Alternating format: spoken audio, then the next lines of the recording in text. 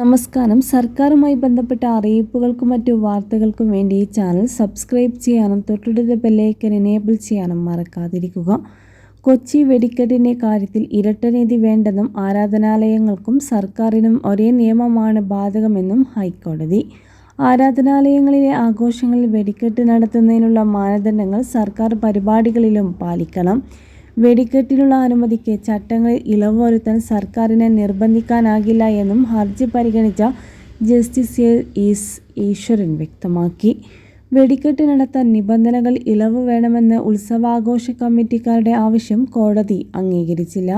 October 11 കേന്ദ്ര സർക്കാർ പുറത്തിറക്കിയ വിജ്ഞാപനമനുസരിച്ച് വെടിക്കെട്ട് നടത്തുന്നതിന് ഫയർ ഡിസ്പ്ലേ അസിസ്റ്റന്റ് അല്ലെങ്കിൽ ഫയർ ഡിസ്പ്ലേ ഓപ്പറേറ്ററെ നിയമിക്കണമെന്നുണ്ട്. അങ്ങനെ നിയമിച്ച എക്സ്പ്ലോസീവ് കൺട്രോളറുടെ സർട്ടിഫിക്കറ്റോടുകൂടി മാത്രമേ വെടിക്കെട്ട് അനുമതിക്ക് അപേക്ഷിക്കാനാകൂ. എന്നാൽ നിബന്ധനകൾ പാലിക്കാത്ത ആരാധനാലയങ്ങളിലെ വെടിക്കെട്ടിന് ജില്ലാ കളക്ടർമാർ അനുമതി നിഷേധിച്ചിരുന്നു. തുടർന്ന് ആരാധനാലയങ്ങളുടെ ഭാരവാഹികൾ സമർപ്പിച്ച ഹർജിയിലാണ് ഹൈക്കോടതി നടപടി. ഉത്സവാഘോഷങ്ങളിലെ വെടിക്കെട്ടിലുള്ള അതേ മാനദണ്ഡങ്ങൾ സർക്കാർ മേൽനോട്ടത്തിലുള്ള ടൂറിസം പരിപാടികളിലും നിർബന്ധമാക്കണമെന്നും ഹൈക്കോടതി